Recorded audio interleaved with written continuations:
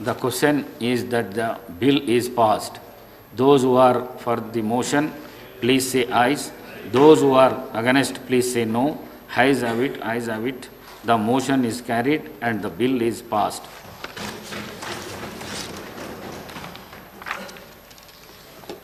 I request the Minister for Legislative Affairs on behalf of the Deputy Chief Minister to move the motion. Honorable Speaker, sir, on behalf of the Deputy Chief Minister, I beg to move the sub-rule 4 of Rule 90 and the Rules 97, 98 and the second proviso to 99 of Rules of Procedure and Conduct of Business in Telangana Legislative Assembly may be suspended under Rule 358 of the said rules for the time being in its application to the Telangana Regulation of Appointments to Public Services and Rationalization of Staff Pattern and Pay Structure Amendment Bill 2024 listed in the agenda for today, the 2nd August 2024 for its introduction, consideration and passing.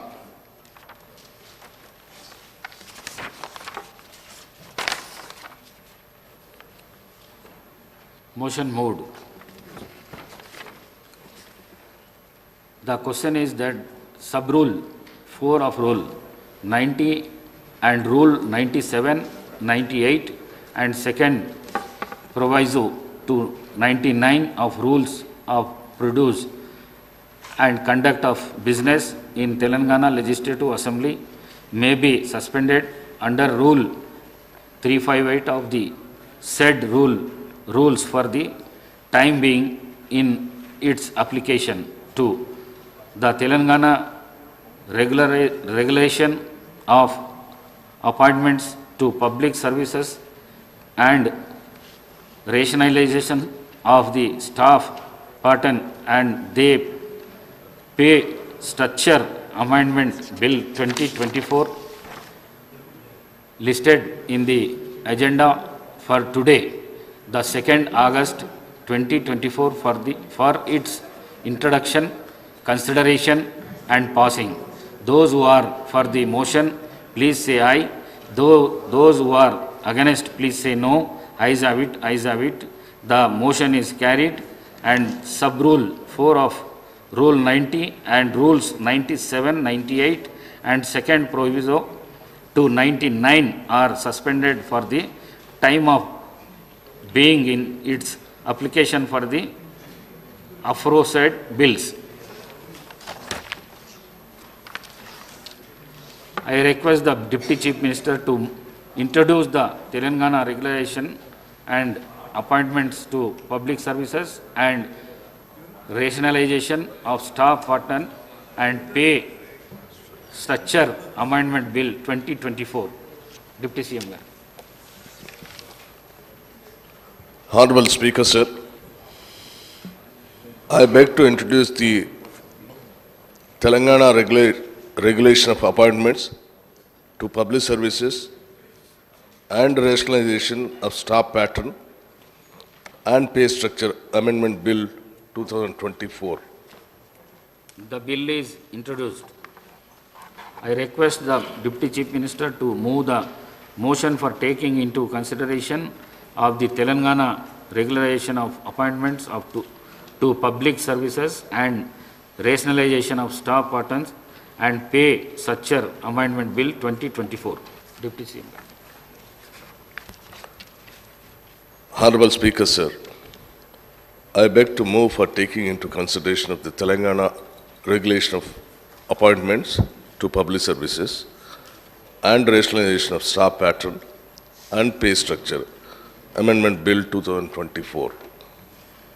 Motion moved. Now discussion on consideration of the bill. Let him explain the silent future. Deputy CM. Ask the Deputy CM to explain the silent future, sir.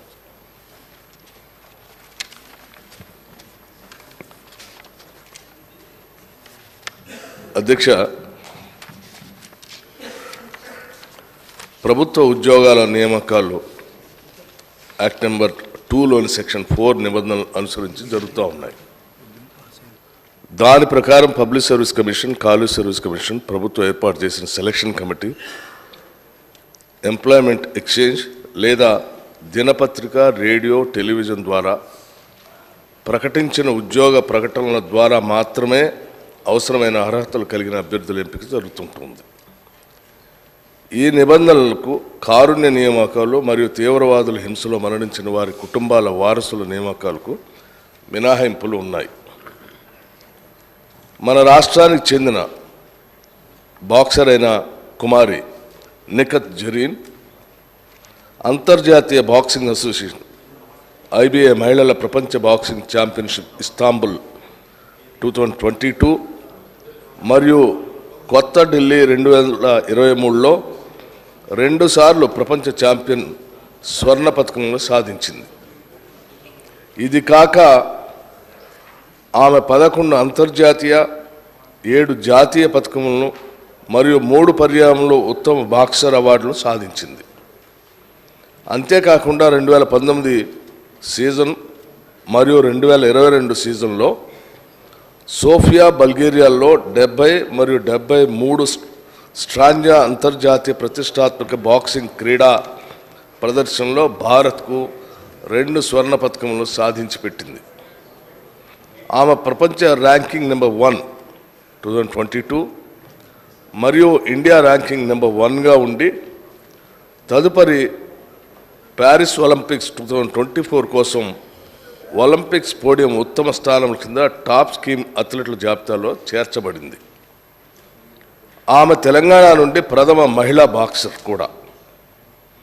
ఆమె తెలంగాణ క్రీడల authority Hyderabad చరిత్రలో ఒక మైలురాయిని సాధించి పెట్టింది ఈ రాష్ట్రానికి సంబంధించి. అలాగే శ్రీ మహమ్మద్ సిరాజ్ క్రికెట్ ఆటగాడు ప్రపంచవ్యాప్తంగా అనేక ప్రతిష్టాత్మక మ్యాచ్ల్లో భారత్కు ప్రాతినిధ్యం వహిస్తూ ఉన్నారు. వీటిలో ప్రపంచ టెస్ట్ ఛాంపియన్షిప్ ఫైనల్స్ 2021 మరియు 2023, వన్డే ఇంటర్నేషనల్ ప్రపంచ కప్ ఫైనల్స్ 2023 చేరి ఉన్నాయి.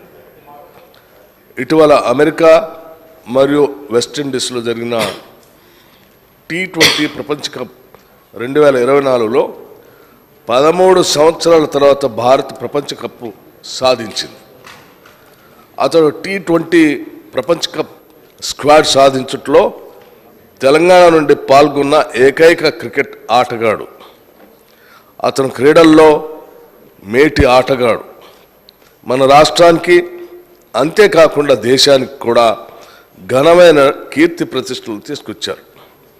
అందువల్ల వారి యొక్క ఉత్తమమైన ప్రదర్శనను ప్రోత్సహిస్తూ రాష్ట్రంలో గ్రూప్ 1 సర్వీసుల కింద DSP పదవిలో సదరు క్రీడాకారులకు ఉద్యోగం కల్పించటకే తేదీ 1/8/2024 జరిగిన మంత్రిమండలి సమావేశంలో రిజల్యూషన్ నెంబర్ 93/2024 ద్వారా తీర్మానించడం జరిగింది. అయితే వీరిని స్పోర్ట్స్ కోటాలో నేరుగా నియమించడానికి ప్రస్తుత చట్టంలో నిబంధనలు లేనందువలన వారి నియామకానికి వీలు కల్పించే విధంగా 1994లోని 2వ చట్టంలోని 4వ విభాగానికి సవరణ కోసం ముసాయిదా బిల్లును రూపొందించి శాసనంగా చేయాలని దీన్ని ప్రవేశపెడుతున్నాం. కావున సభ్యులందరినీ బిల్లుని ఆమోదించవలసిందిగా మీ అందరినీ కోరుతా ఉన్నాను. ఎందుకంటే వీరిద్దరు కూడా గొప్పగా తెలంగాణ రాష్ట్రానికి కీర్తి ప్రతిష్టలు తీసుకొచ్చినటువంటి మేటి క్రీడాకారులు కాబట్టి వారి కోసం రాష్ట్ర ప్రభుత్వం తరఫున క్రీడలను ప్రోత్సహించడానికి, ఈ రాష్ట్రానికి కీర్తి ప్రతిష్టలు తీసుకొచ్చేటువంటి వాళ్ళని ప్రోత్సహించడానికి ఈ రకమైన నిర్ణయం చేయాల్సి వచ్చింది. కాబట్టి సభలో దీన్ని ప్రవేశపెట్టి మీ ద్వారా అందరి ద్వారా ఆమోదం పొందాలన్నటువంటి ఆలోచనతో దీన్ని ప్రవేశపెట్టాం. సభ్యులు కూడా అందరూ వీళ్ళని ప్రోత్సహించడానికి మనస్ఫూర్తిగా దీవించి బిల్లుని త్వరగా అందరూ ఆమోదిస్తారని నేను ఆశిస్తూ ఉన్నాను. Thank you.